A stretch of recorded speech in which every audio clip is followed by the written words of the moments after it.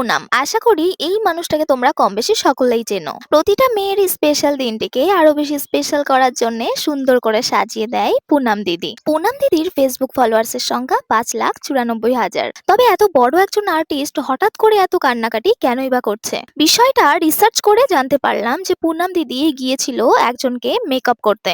এটা ছিল ওই দিনের ফার্স্ট ব্রাইড। এরপর আরো একটা ব্রাইডকে সাজানোর কথা ছিল পুনাম দিদির। তাই প্রথম ব্রাইডের কাজটি তাড়াতাড়ি শেষ করে সেকেন্ড লোকেশনে যাওয়ার জন্য বের হয় পুনাম দিদি। কিন্তু হঠাৎ করে গাড়ির মধ্যে তাদেরকে ফোন করে জানানো হয় যে ব্রাইডের বাড়ি থেকে একটা অভিযোগ তুলেছে যে পুনাম দিদি নাকি ব্রাইডের গয়না চুরি করে পালিয়েছে। কথাটা শুনে রীতিমতো পুনাম দিদি পুরোপুরি ভেঙে পড়ে এবং সেকেন্ড লোকেশনে না গিয়ে সোজা চলে আসে ব্রাইডের বাড়িতে। এবং এখানে আসার পরই ব্রাইডের বাড়ির লোকজন পুনাম দিদির কাছে রীতিমতো ক্ষমা চায়, কারণ ইতিমধ্যে সেই গোল্ডেন নেকলেসটা খুঁজে পাওয়া গেছে। আচ্ছা, আমাদের কি উচিত নয় কাউকে বদনাম করার আগে 10 বার ভাবা? নাকি মেকআপ আর্টিস্টরা শুধু বাইরের বলে তাদের নামে যা ইচ্ছা বলা যায়?